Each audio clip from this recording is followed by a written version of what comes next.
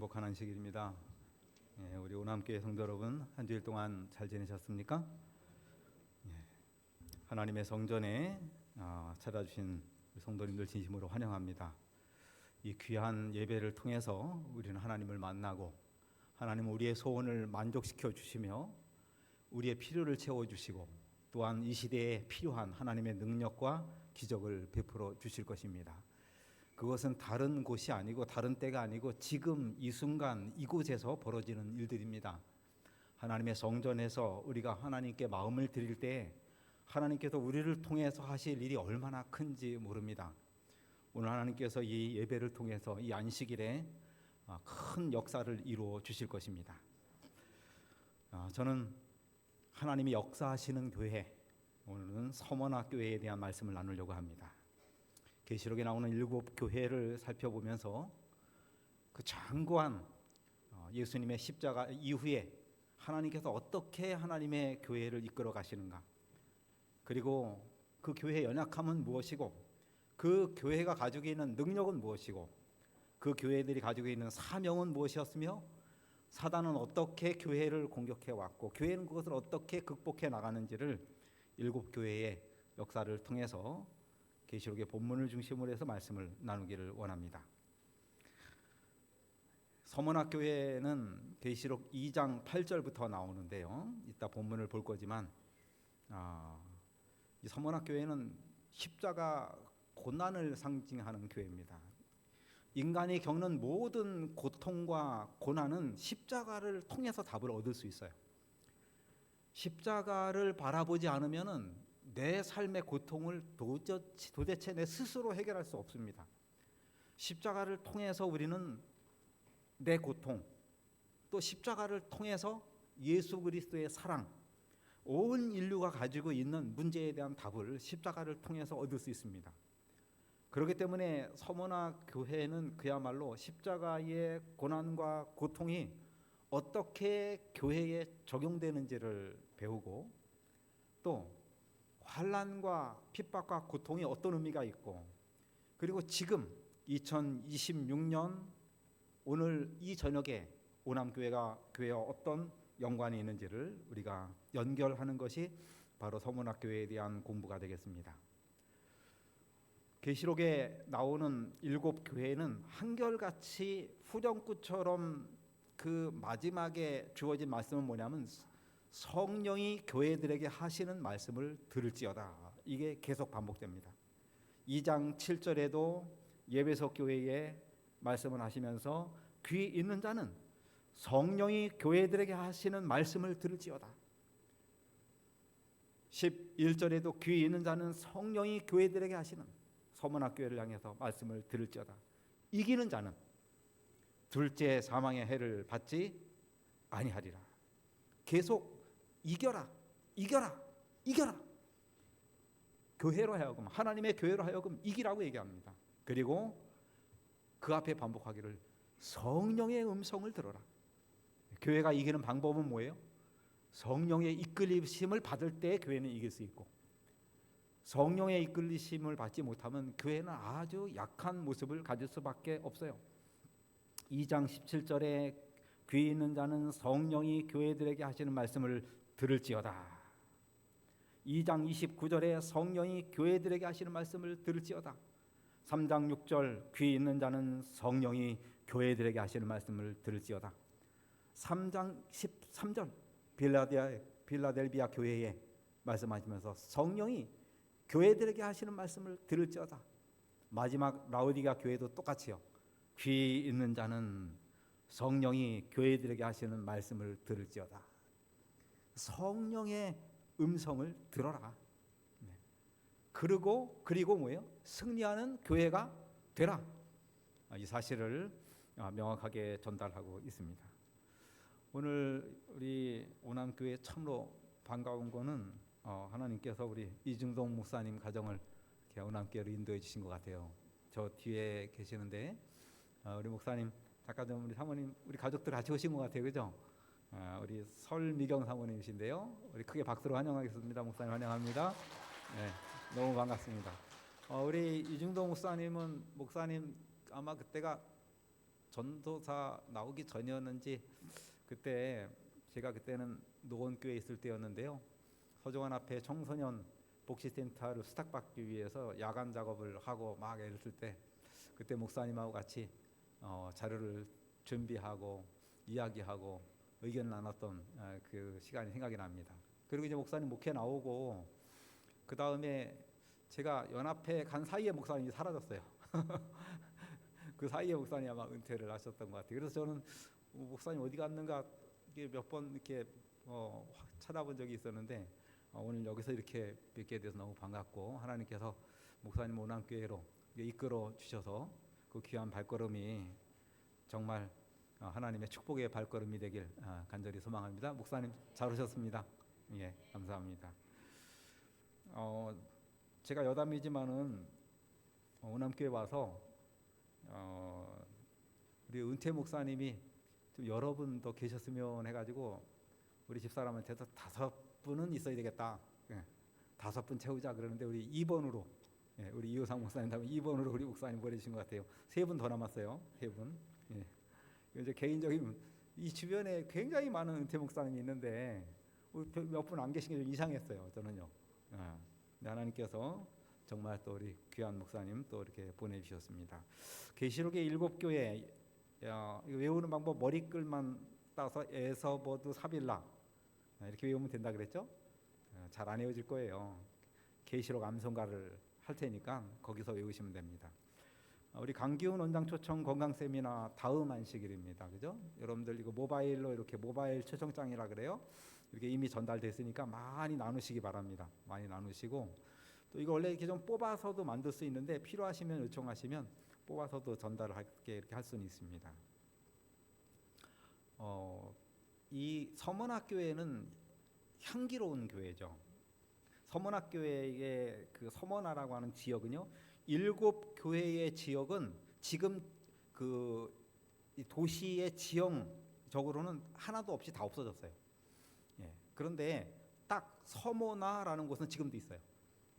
저는 그게 의미가 있다고 생각이 들어요. 7교회 중에서 그 도시가 현존하는 교회 딱 서문학교회 하나예요. 근데 이게 의미가 있어요. 이 서문학교회는 예수님 앞에서 칭찬만 받은 교회예요. 다른 교회는 막 야단을 맞고 그다음에 칭찬도 받고 격려도 받고 막 이렇게 하는데 서문학교회는 뭐예요? 칭찬만 받은 교회가 서문학교회예요. 또 빌라델비아 교회도 칭찬을 받은 교회죠. 그런 교회입니다. 자, 같이 한번 읽겠습니다. 계시록 2장 8절 9절입니다. 서문화 교회에 같이 있습니다. 자, 시작. 서문화 교회의 사자에게 편지하라. 처음이며 마지막이요 죽었다가 살아나신 이가 이르시되 내가 내 환난과 궁핍을 알거니와 실상은 내가 부요한 자니라. 자칭 유대인이라 하는 자의 비방도 알거니와 실상은 유대인이 아니요 사단의 회당이라 그랬습니다. 서문학교회는 그 모약이라고 하는 향료가 나는 것입니다. 원래 이 모약은 원래 가시돋친 나무예요. 굉장히 씁니다. 그런데 우리가 아는 것처럼 동방 박사들이 예수님께 갖고 온 것에 모약이 있었죠. 그 예물 속에 모약이 있었어요. 근데 이 모약은 두드리고 으깰수록 아주 짓눌리고 부서지면 거기서 향기가 이렇게 확 펼쳐 나온다 그래요. 그것처럼 서문화 교회는 핍박과 환난 속에서 그리스도의 향기를 나타낸 교회다. 우리는 이 고난과 핍박이 있을지라도 부활과 영생의 소망을 따라서 이렇게 순교의 향기로 역사를 장식한 교회, 그런 교회인 서문학교회를 만나게 됩니다. 원래 제7일 안식일 예수 재림 교회의 성도들은요 어느 정도는 신앙생활할 때 걸리는 게 있고 어려운 게 있어야 돼요. 근데 요즘에 어려운 게 없어요. 이게 문제예요. 너무 편해. 교회 올 때 핍박받고 오신 분 거의 없어요. 요즘에 우리가 교회가 어려운 건 너무 쉬운 거예요. 그전에는 학생들도 안식일 지키려면 막 퇴학도 당하고 선생님들한테 불려가서 야단도 맞고 매도 맞고 막 이러고도 안식일 지키고 그러는데 요즘 군에 가서도 뭐예요? 막 그냥 환란이 있고 영창을 가고 막 그러는데 요즘 군인들은 주의관한테 말만 하면 보내줘요. 제가 군목사부에 5년 있어서 알거든요. 근데 말을 안 해. 말하면 보내주는데 말을 안 해요. 오히려 그래요. 서기 100년부터 313년까지 아주 가장 많은 핍박과 고난과 박해가 있었어요. 그런데 그때 서문학 교인들은 충성했다고요. 그래서 이 서문학 교회의 마지막에 주어진 말씀 보면 내가 죽도록 충성하라. 아니 근데 이 말씀을 보면은 사실 죽도록 충성했거든요. 서문학 교회는. 그래서 죽도록 충성한 교회한테 맨 끝에 또 뭐라 그래요? 내가 죽도록 충성해라. 충성할 만한 교회니까 그 말씀하시는 거예요. 죽도록 충성했기 때문에 죽도록 충성하라고 얘기한 거예요. 반대로 그냥 하나님의 말씀 저버리고 욕심 따라가고 그러면 하나님께서 아무 말씀 안 하실 수 있어요. 그럴 수 있어요. 그러니까 죽도록 충성하라. 그리하면 내가 생명의 면류관을 얻으리라는 말씀은 아무에게나 하는 게 아니고 아무 교회나 하는 게 아니다. 오늘 바라고 원하기는 원암교회에 하나님께서 죽도록 충성하라 하는 말씀을 해주시길 간절히 바랍니다.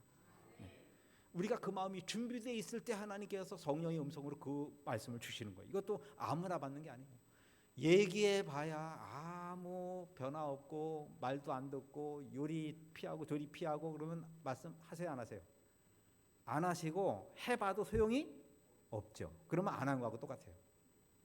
충성하라고 하면 뭐래요? 충성 안 하는데. 그런데 서문학 교회는 그러지 않았어요. 진짜 죽도록 충성한 그런 교회였어요. 내가 내 환난과 궁핍을 알거니와. 내가 하는 거예요. 내가. 하나님께서 예수님께서 내 환난을 안다. 내 삶의 고통도 알고 내가 제7 안식일 예수 재림 교인으로서 살아가기 때문에 겪는 마이너스와 손해도 안다. 안식일을 성수하기 위해서 겪는 그러한 어려움도 알고 있다. 환난과 궁핍으로 비난은 당하지만 그러나 하나님의 눈에는 부요한 자였다. 내 환난과 궁핍을 알거니와 실상은 내가 부자다. 라오디게아는 반대예요. 자기는 부자라고 하는데 하나님께서 보시기에 뭐예요? 거지 산 거지. 옷도 못 입고 벌거벗고 다니고 눈도 안 보이고 귀도 안 들리고. 그런데 뭐예요? 그걸 모르고 살아요. 라오디게아 교회와 어떻게 보면 정반대로 있는 모습이에요. 오남교회 성도 여러분, 오늘날 나의 신앙의 모습은 어떻습니까? 인간적인 관점에서는 부요하고 하나님의 보시기에는 가난하다면 그건 얼마나 안타까운 모습입니까? 인간적으로도 부요하고 하나님 앞에서도 부요하면 그러면 좋겠어요. 그죠? 그러면 좋겠어요. 그러나 최소한 우리의 여건이 어떻든지 간에 하나님께서 보시기에 부족함이 없는 그런 우리의 모습이 되길 간절히 바랍니다. 본인은 괜찮은데 매네 내게 우바르시니 달아보니 내가 미달이다. 하나님께 받아들일 수 없다. 그런 평가를 받아서는 안 될 것입니다. 근데 이 라오디게아 교회는 아직 안 배웠지만 라오디게아 교회는 자신을 모르는 교회. 서문학 교회는 자신을 아는 교회.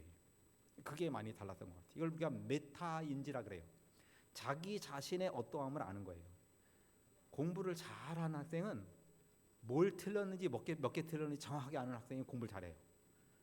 시험 보고 왔는데 다 맞은 것 같은데 점수 받아보니까 거의 빵점 나오면 그건 메타인지가 빵점이에요. 뭘 아는지 뭘 모르는지도 모르는 거예요. 그러면 안 돼요. 학생들도요. 메타인지를 부모가 확인해야 돼요. 이 메타인지가 높아야 공부가 되는 거예요. 자기가 뭘 알고 뭘 모르는지 정확하게 알아야지만 돼요. 영적으로도 마찬가지입니다. 영적 메타인지가 있어야 돼요. 이건 원래 1970년에 이제 발달 심리학자였죠.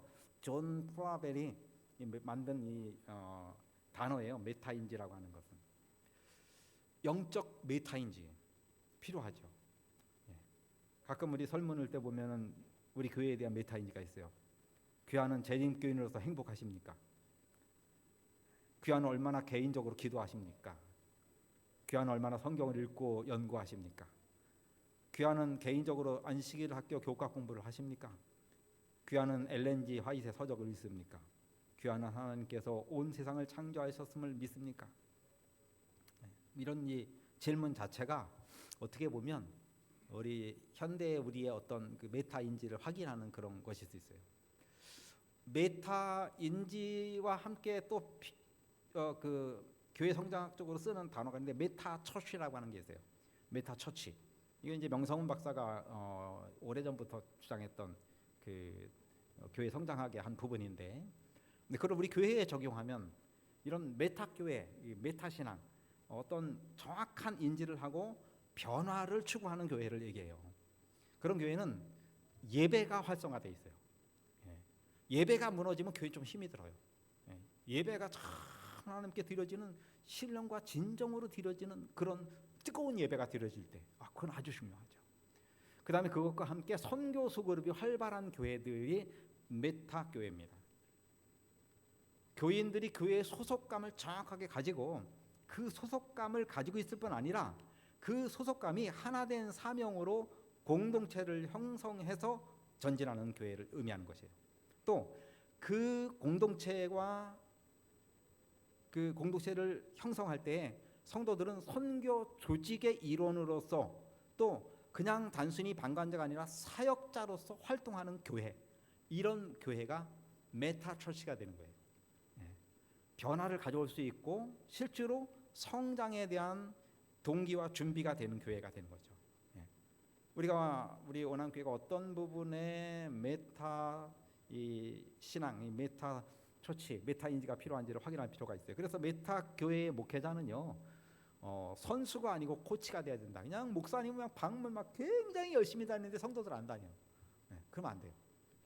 이제 대신만 끝나고 나면 방문을 이제는 팀을 짜가지고 결석자하고 이런 양들을 팀을 짜서 기도하고 쫙 나가야 돼요. 안식일 날 쫙 나가고 갔다 와가지고 다 와서 선교 보고를 다 해주고 가면서 전도지도 돌리고 기도하면서 나아가고 엄청난 일들이 하나님께서 우리를 위해 하실 일이 얼마나 큰지 몰라요. 그 다음에는 예배와 선교 조직이 균형을 갖추도록 조직이 되어 있죠. 그래서 메타교회 목회자의 역할을 이렇게 해야 된다는 거예요. 메타교회 목사들은 선수가 되면 안 되고 코치가 되고 감독이 돼야 된다. 본인은 막 뛰어다니는데 성도들은 뒷짐지고 목사님 거기 방문했어요? 안 했어요? 이건 그냥 끝난 거예요. 그러면 그걸 왜 목사한테 물어봐요? 목사가 방문을 하면 얼마나 하겠어요? 방문하면 몇 개월 하겠냐고요. 그게 아니죠. 함께 뛰는 것이에요. 함께. 그 다음에는 각 분야에서 섬길 사람들을 적절하게 배치해서 교회가 건강하게 서도록 조직해야 되죠.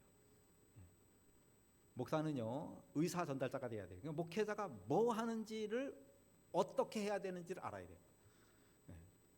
우리 원암교회는 전반기에는 선교 조직을 새롭게 하겠습니다. 안교를 중심으로. 그리고 5월 중순경을 해서 3040을 위한 패스파인더 클럽을 발대식을 하고요. 후반기에는 우리 매주 수요일에 성도들이 성역 공부하고 또 선교할 수 있는 성서대학을, 제자훈련학교죠. 제자훈련학교를 준비하도록 하겠습니다. 올해는 딱 3가지만 할게요. 3가지만. 그 외에 뭐 전도회도 하고 하는 건 다 하는 거고요. 3가지를 중점적으로 좀 하려고 합니다.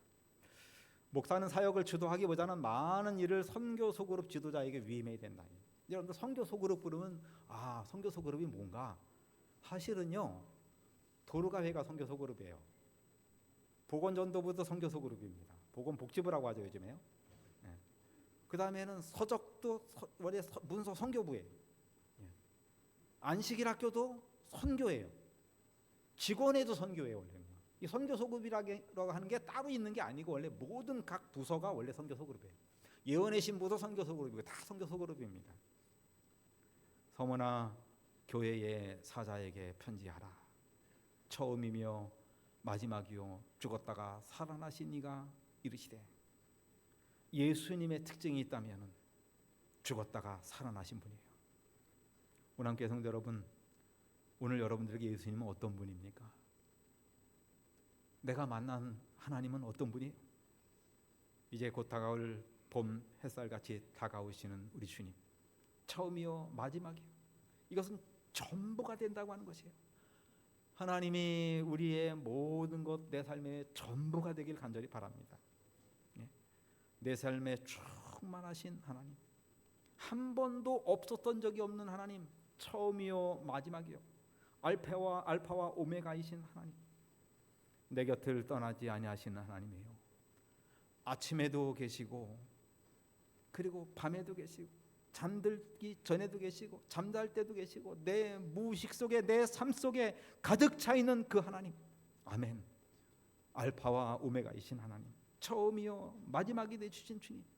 오 주님, 내 삶 속에 행복할 때나 외로울 때나 고난 속에서나 주님이 늘 나와 함께하여 주시옵소서. 아멘. 아멘. 네. 주님이 늘 나와 함께 하시는 거예요. 그럴 때 우리의 삶이 얼마나 풍요로워지는지 모릅니다. 죽었다가 살아나시니, 죽었다가 살아나시니. 그래서 서문학교회는 죽는 교회예요. 사대 교회는 죽은 교회. 사대는 죽은 교회고 서문학교회는 무슨 교회라고요? 죽는 교회. 여기서 죽는다고 하는 것은 그리스도의 십자가의 사랑으로 자아가 죽는 걸 의미하는 것이에요. 예수님이 죽었다가 살아나신 것처럼 우리 모두도 죽었다가 살아나길 간절히 바랍니다. 한 번은 죽었다 살아나야 돼요. 이게 안 되면은 성령 충만이 잘 안 돼요. 우리가 2026년에 꼭 해야 될 일은 예수님과 똑같이 한 번씩은 죽었다가 살아나야 돼요. 예? 십자가에 내 자신을 못 박는 경험이 있어야 됩니다. 서문학교회는 순교의 시대다. 예수를 믿으면요 죽는 거예요. 예수님 우리를 부르실 때 살라고 부른 게 아닙니다, 여러분. 그걸 착각하면 안 돼요. 네. 교회에 다닌 지 1년 되고 2년 되고 3년 되고 4년 되고 5년 되고 6년 되고 7년, 10년, 20년, 30년 벌써 죽었어 이제. 아직도 살아있으면 어떡해요. 네. 서문학교회는 죽는 교회. 사대교회는 뭐예요? 죽은 교회. 똑같은 단어 같은데 아니요, 그게 아니에요. 아주 다른 단어예요. 완전히 다른 단어입니다. 왜냐하면은 죽었다가 살아난 교회이기 때문에. 아멘. 고난과 희생과 핍박은 믿음을 강하게 하지만 욕심과 자아 중심의 생각은 믿음을 약화시키고 성령의 감동을 약하게 하는 것입니다. 내가 내 환난과 핍박을 알고 궁핍을 알거니와 실상은 내가 부요한 자라. 내가 부요하다.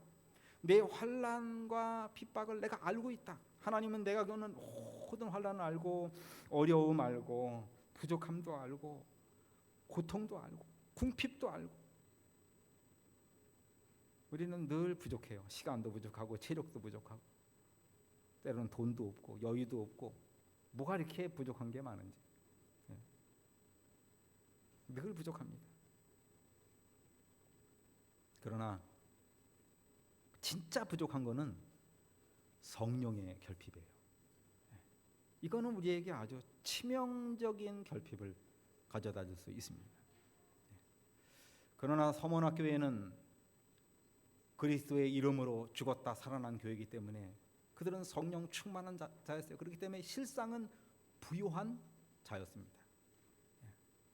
서문학교회만큼 든든한 교회가 없었습니다. 많은 사람들이 순교의 이슬로 사라졌지만은 그러나 교회는 약해지지 않았습니다.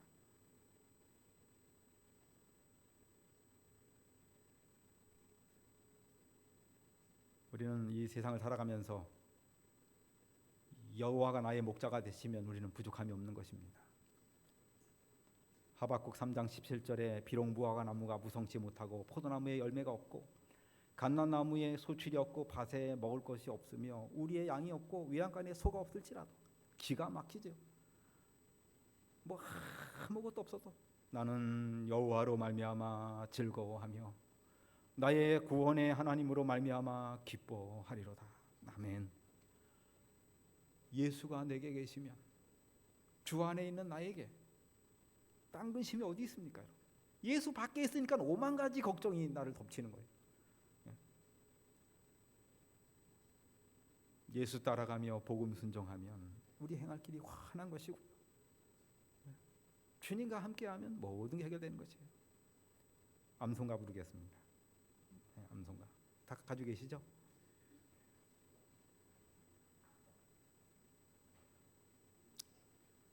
1절 우리 1절은 무조건 부르는 거예요. 1, 2, 3, 7절입니다. 1, 2, 3, 7 장이죠. 1, 2, 3, 7장 이렇게 부르겠습니다. 근데 1장, 2장, 3장 부르고 나면 이게 다시 한번 돌아오니까요. 이렇게 한번 불러보겠습니다. 자, 켜볼게요. 조금 빠릅니다, 박자가. 우리 마이크 잡고 같이 불러주세요. 이거 앰프 연결이 안 돼 있나 보네요. 다시 들어볼게요. 잠깐요.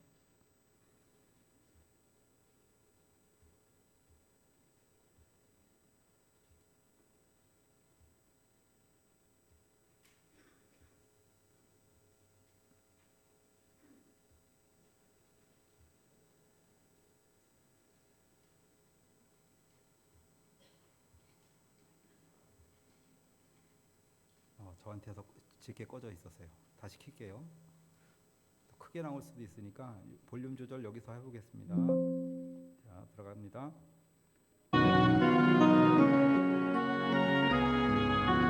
아모성 주의 날 요한이 예수께 계시를 받으니 이에 은혜 보듯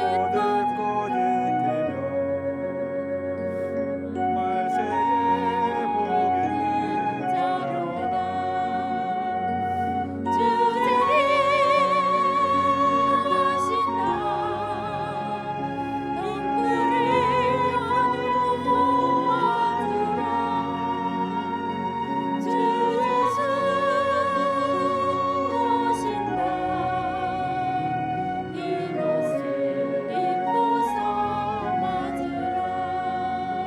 잠깐 멈추고요. 제가 박자를 빠르게 한다는 게 더 늦게 한 것 같아요. 써보자. 숫자를 느리면 빨라지는 거죠? 늦어지는 건가? 마이너스로 해야 더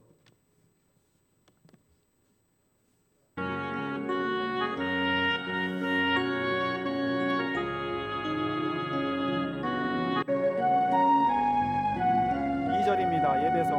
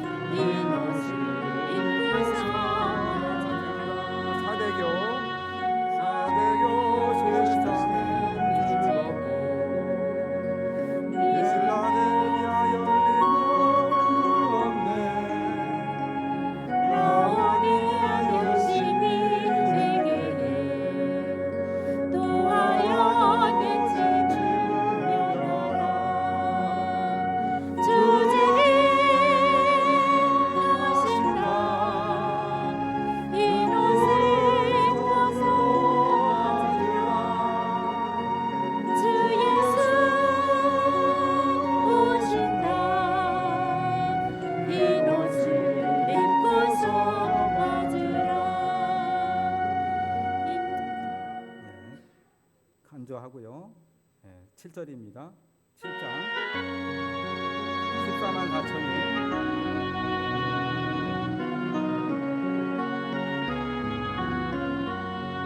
인바지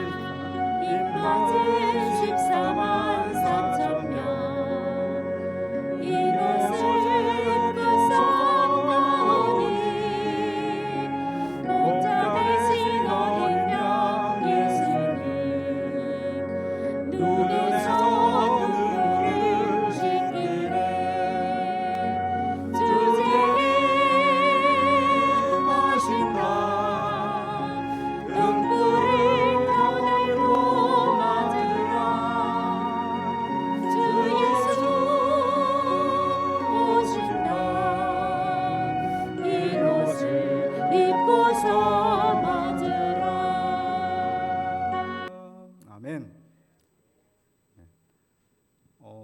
보통 이거 이렇게 재림마을 악보로 불렀을 때는 막 빨라가지고 막 쫓겨다니면서 불렀거든요.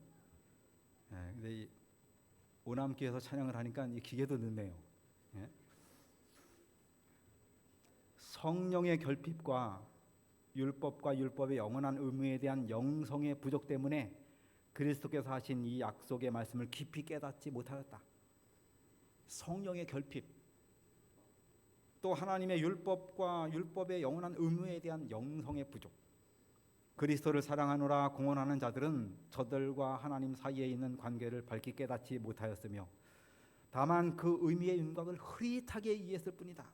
저들은 세상을 구원하기 위해서 당신의 독생자를 주신 하나님의 놀라운 은혜를 어떻게 깨달았다고요? 막연하게 깨달았다. 확신이 없으니까 그 불확실함 속에서 약해지는 거예요. 신앙이요. 또 행동도 약해지는 것입니다. 하나님께서 받으실 만한 헌신의 특징을 인간에게 나타내 보여주시는 것은 성령께서 하시는 직무이다.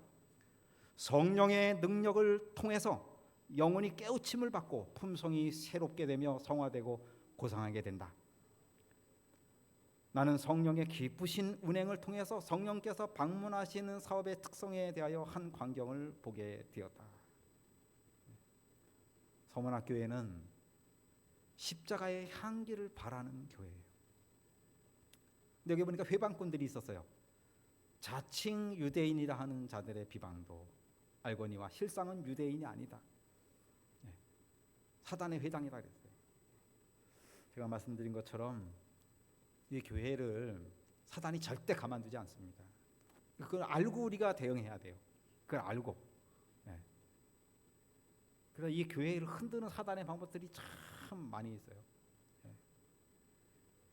서문학 교회는요, 외적인 박해가 아주 심했어요. 서문학 교회 시대의 10대 박해 사건, 뭐 이거를 제가 다 열거해드리진 않지만은 네로 황제로부터 해서 도미시안, 트리안, 뭐 황제마다 엄청난 박해를 했습니다. 우리가 생각하는 박해는 우리가 보통 겪는 이 지금 현대를 사는 사람들이 겪는 어려움이 아니에요. 서문학교에 겪었던 환난은 그건 말로 형용할 수가 없는 환난이에요. 서문학교에는 죽으라, 살라고 하는 게 아니에요. 로마서 6장 14절에 그러므로 우리가 그의 죽으심과 합하라. 서문학교에는 예수 그리스도의 죽으심과 합하는 거예요. 그렇게 침례받은 것이에요. 그와 함께 장사되는 거예요. 죽었을 뿐 아니라 갖다 묻는 게 장사잖아요. 갖다 묻어버리는 거예요, 그냥. 그런데 이는 아버지의 영광으로 말미암아 그리스도를 죽은 자 가운데서 살리심과 같이 우리로 또한 새 생명 가운데서 행하게 하기 위해서 그렇게 갖다 묻는 것이에요. 서문학 교회는 그야말로 정말 십자가의 사랑과 결합되어서 죽는 그런 교회였습니다. 예수님이 어떻게 죽으셨습니까? 예수님의 죽음은 아주 억울한 죽음이에요. 거짓 증언들에 의해서 죽었어요. 예수님의 십자가에 대한 시비는 성전을 헐었다는 거예요. 헐겠다고 얘기했다는 것이에요. 그 성전은 예수님의 몸 자체를 의미하는데 그것도 몰라보고 그들은 예수님을 억울하게 죽음으로 몰고 갑니다. 예수님은 잔인한 폭행을 당하고 죽으셨어요. 엄청난 고난 가운데 예수님은 두 번의 채찍질을 당하고, 특별히 로마군의 채찍질은 아주 잔인한 채찍질이었습니다. 예수님의 얼굴을 가리고 그 비루한 자들이 주먹으로 예수님 얼굴을 세차게 내리쳤어요. 얼굴이 깨지고 피가 나고, 그리고는 내가 왕이냐 그리스도냐, 그럼 내가 누군지 맞춰라. 얼마나 비참한 일인지 모릅니다. 예수님은 배반을 당해서 죽으셨습니다. 잔인한 폭행 속에서 돌아가셨고요. 모함으로 돌아가셨어요. 그것도 아주 조직적인 모함을 받았습니다. 고난을 당하는 일 없이 하나님의 낙원에 있는 생명나무에 나갈 수 있다 할지라도 우리가 그것을 위해서 고난당한 적이 없다면 그 풍성한 상급을 즐길 수 없을 것이다. 원함교회 성도 여러분, 우리가 때로 겪는 믿음으로 겪는 고난에 대해서 거기에 대해서 하나님께 감사하시기 바랍니다. 나이가 들면서 아픈 것도요, 그것도 고난이에요. 고난 맞습니다. 그것도 감사로 대응하셔야 돼요. 여러분들 아픈 모든 거에다가 감사를 넣어가지고 기도하십시오. 관절염 걸리게 해주셔서 감사합니다. 이명 생기게 해주셔서 감사합니다. 이명은 병도 아니에요. 허리 한번 아파 보니까 죽겠더라고요. 허리 아프게 해주셔서 감사합니다. 눈물이 핑 돌고 외롭고 답답하지만 그때 십자가가 조금 이해돼요. 우리는 영광을 피하여 물러가게 될 것이며 선한 싸움을 싸우고 인내로 달려갈 길을 가서 영생을 얻은 사람들 앞에서 부끄러움에 사로잡힐 것이다. 이런 시련 없이 어떻게 하늘나라 가고 충성함 없이 어떻게 면류관을 쓰려고 합니까? 부끄러워서 못 써요. 부끄러워서. 하늘에 가면은 모세처럼 하나님의 백성으로 더불어 고난받는 길을 택하지 않은 사람은 한 사람도 없을 것이다. 폴리갑이 원래 죽을 일이 없었는데, 원래 폴리갑이 죽을 때는 한 소년이 잡혔어요. 이 차바닉이라고 하는 10세의 소년이 잡혀가지고 맹수의 굴에 들어갔는데, 그곳에서 그냥 겁을 안 내고 맹수의 굴 속에서 그냥 그 10세 소년이 당당하게 죽어가는 거예요. 그러니까는 그걸 보고 나서 이 로마의 교황과 지도자들이 도대체 얼마나 지독했으면 너 누구한테 배우냐니까 폴리갑이라고 그래서 폴리갑을 잡아왔는데 폴리갑이 얼마나 덕망이 크고 얼마나 그 모습이 얼마나 평화로운지 살려주겠다고요. 그러면서 하나님을 공식적으로 한 번만 부인해라. 친구가 그랬어요. 폴리갑이 아주 좋은 친구가. 그때 폴리갑이 이렇게 얘기했어요. 친구요, 내가 그분을 섬긴 지 86년이요. 그동안 그분은 내게 털끝만큼도 섭섭하게 한 적이 없었어. 어떻게 내가 나를 구원하신 나의 왕을 저주하고 부인할 수가 있어? 너는 장차 받을 고난을 두려워하지 말라. 마귀가 고난 가운데서 오기에 던지고 10일 동안 환난을 받고 그렇지만 내가 죽도록 충성하라. 그래 하면 뭘 주겠다고요? 생명의 멸관을 주겠다. 믿음으로 아벨은, 에녹은, 아브라함은, 이삭은, 야곱은, 요셉은, 모세는, 기생 라합도, 기드온, 바락, 삼손, 입다, 사무엘 모든 사람들이 믿음으로 나라를 이기기도 하고 약속을 받기도 하고 사자들의 입을 받기도 하고 믿음으로 그들은 더 좋은 부활을 얻고자 하여 심한 고문을 받되 구차히 풀려나기를 원치 아니하였으며 조롱과 채찍질 뿐 아니라 결박과 옥에 갇히는 시련까지도 이러한 그리스도인들의 그 심한 박해를 받으면서 그들의 신앙은 깨끗하게 보존되었다. 편리한 것들을 다 빼앗기고 햇빛조차 볼 것 없는 어두운 감옥 속에서 불평도 없이 살았다. 믿음과 인내, 희망이 가득한 말로 서로 격려하고 궁핍과 괴로움을 견디었다. 온갖 세상적인 축복들은 잊어버리는 것도 그들 하여금 그리스도를 믿는 신앙을 버리도록 만들 수 없었고 시련과 박해는 그들이 받을 안식과 상급을 향해서 더욱 가까이 나게 하는 발걸음에 지나지 않았다. 내 주께 가까이 나가는 일, 때로 십자가짐처럼 고생되죠. 그렇지만은 내 일생 소원은 늘 찬송하면서 주님께 더 나가기 원합니다. 영상을 하나 봅시다.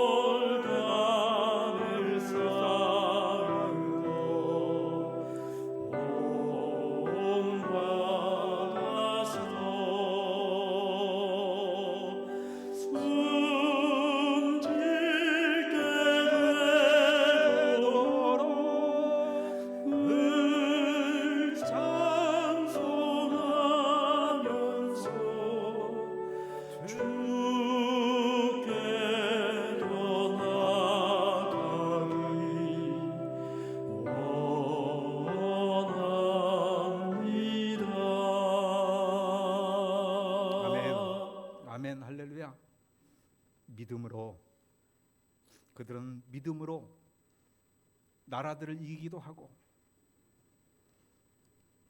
의를 행하기도 하고 약속을 받기도 하고 불의 세력을 멸하기도 하고 칼날을 피하기도 하고 환난과 학대를 받기도 했습니다. 귀 있는 자는 성령이 교회들에게 하시는 말씀을 들을지어다. 이기는 자는 둘째의 사망의 해를 받지 아니하리라. 이미 우리는 영생의 길을 가고 있는 거예요. 둘째 사망의 해를 안 받으니까요. 하나님의 축복 가득한 귀한 안식일 되길 간절히 바랍니다.